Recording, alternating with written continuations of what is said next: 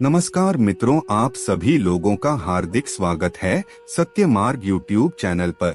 दोस्तों, हिंदू धर्म में पितृपक्ष को आध्यात्मिक पर्व माना जाता है। पितृपक्ष में श्राद्ध और तर्पण का खास महत्व होता है। पितृपक्ष में पितरों के निमित्त श्राद्ध तथा तर्पण करने से पितृ प्रसन्न होते हैं और अपना विशेष आशीर्वाद देते हैं।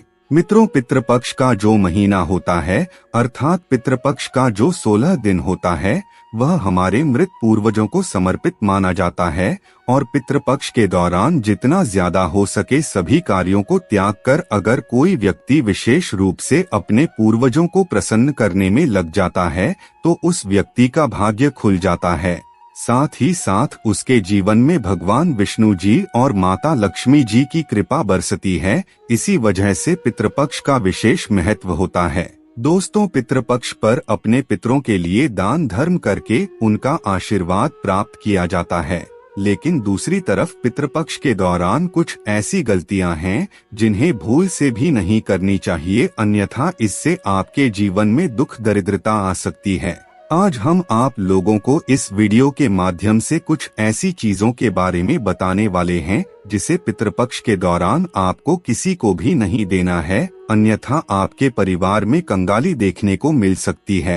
आपके पितृ आपसे नाराज हो सकते हैं और आपको पितृ दोष लग सकता है, इसीलिए इन चीजों का ध्यान रखना बेहद जरूरी है। अगर आप भी इन चीजों बारे में जानना चाहते हैं तो आप हमारे इस वीडियो में अंत तक जरूर बने रहिए और ध्यान से सुनते रहिए। मित्रों, वीडियो शुरू करने से पहले अगर आप पहली बार हमारे चैनल पर आए हैं और अभी तक आपने हमारे चैनल को सब्सक्राइब नहीं किया है तो कृपया अभी हमारे चैनल को सब्सक्राइब कर लीजिए ताकि आपको रोजाना ऐसे ही ज्ञानवर्धक और महत्वपूर्ण जानकारियां मिलती रहे।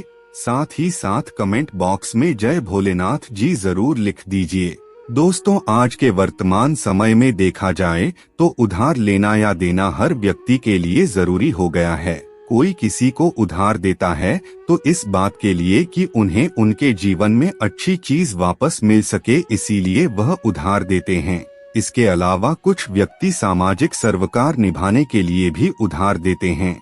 लेकिन क्या आप जानते हैं कि पितृपक्ष के दौरान अगर आप ऐसा करते हैं तो आपके जीवन में कंगाली आ सकती है, इसीलिए कम से कम पितृपक्ष के दौरान ऐसा ना करें। आइए अब जान लेते हैं कि आपको पितृपक्ष के दौरान कौन सी चीज उधार में नहीं देना है। पहली चीज है अपने पूर्वजों से जुड़ा धन या किसी भी प्रकार की कोई चीज जो आपके पूर्वजों से जुड़ा हुआ है उसे किसी भी व्यक्ति को ना दें। यानी हमारे पूर्वजों द्वारा दिया गया चांदी का सिक्का, रुपया, पैसा या आशीर्वाद के तौर पर दी गई कोई कीमती चीज या कोई धार्मिक वस्तु अथवा पूजा की सामग्री भूल कर भी किसी को उधार में या दान के तौर पर किसी को ना दें। अगर आप इस प्रकार की सामग्रियां दूसरे व्यक्ति को दे देते हैं तो आपके पूर्वज इससे नाराज हो जाते हैं और पूर्वजों द्वारा मिला आशीर्वाद खत्म हो जाता है। दोस्तों, पितृपक्ष को धन से भी जोड़ा जाता है।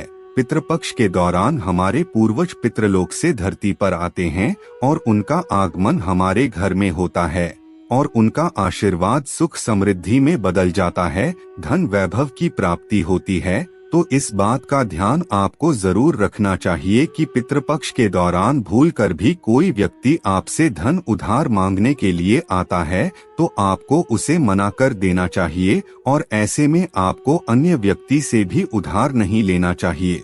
कहा जाता है कि पितृपक्ष के दौरान अगर आप धन लेते हैं या किसी को देते हैं तो वह धन दोबारा लौटकर नहीं आता। धन लेने वाला और धन देने वाला दोनों कर्ज में डूब जाते हैं।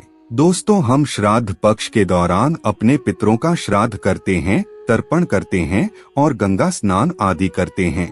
पितृपक्ष के दौरान खास तौर पर सफेद वस्तुएं चढ़ाई जाती है और आपको पितृपक्ष के दौरान इस बात का ध्यान रखना है कि अगर कोई दूध, दही या फिर छाछ मांगने के लिए आता है तो आपको भूल कर भी किसी अन्य व्यक्ति को इन चीजों को नहीं देना चाहिए, क्योंकि इससे आपके पूर्वज नाराज हो जाएंगे और आपको आपके पितरों का क्रोध झेलना पड़ेगा। इसीलिए पितृपक्ष के दौरान कोई भी लेन देन ना करें।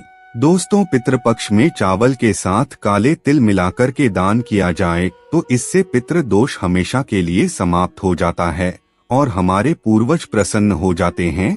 गाय को रोटी में गुड़ मिलाकर और थोड़े से काले तिल मिलाकर खिलाने से भी पितृ दोष हमेशा के लिए हट जाता है। इसके अलावा तांबे के लोटे में थोड़ा सा गंगा जल मिलाकर और उसमें थोड़े से काले तिल डालकर पीपल वृक्ष में चढ़ाने से हमेशा के लिए पितृ दोष समाप्त हो जाता है। दोस्तों, अगर आप किसी व्यक्ति को कोई चीज उपहार में देना चाहते हैं तो खास तौर पर पितृपक्ष के दौरान भूलकर भी आपको किसी को अपनी पहनने वाली घड़ी या फिर आपको बाजार से नई घड़ी खरीदकर किसी को उपहार में नहीं देना चाहिए, क्योंकि हर व्यक्ति के साथ उसका समय अच्छा या बुरा चलता रहता है।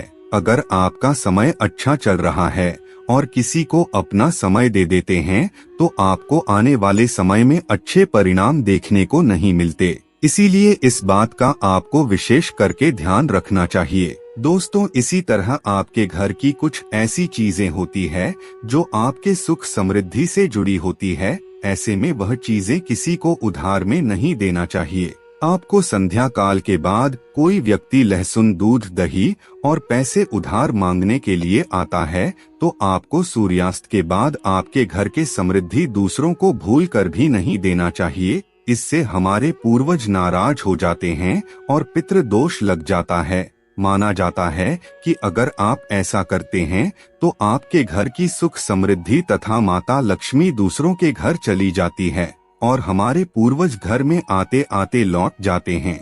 दोस्तों, हिंदू धर्म में दान पुण्य करना बहुत ही श्रेष्ठ माना गया है। हर व्यक्ति दान पुण्य करके पितृपक्ष का लाभ उठाता है तथा पूर्वजों का आशीर्वाद प्राप्त करता है। लेकिन खास तौर पर पितृपक्ष के दौरान आपको 2 प्रकार के वस्त्र ना तो खरीद कर लाने चाहिए और ना ही किसी व्यक्ति को देना चाहिए। पितृपक्ष के दौरान काले वस्त्र तथा फटे पुराने कपड़े किसी को दान में नहीं देना चाहिए, इससे घर में गरीबी दरिद्रता आती है। लेकिन अगर आप सफेद वस्त्र किसी को दान करते हैं तो इससे पितृ दोष से मुक्ति मिलती है। इसीलिए पितृपक्ष के दौरान इन बातों का विशेष करके ध्यान रखना चाहिए, अन्यथा आपके पूर्वज आपसे नाराज हो सकते हैं और आपके जीवन में कंगाली आ सकती है। मित्रों, आज की वीडियो में बस इतना ही। फिर मिलते हैं किसी नई जानकारी के साथ, तब तक के लिए धन्यवाद।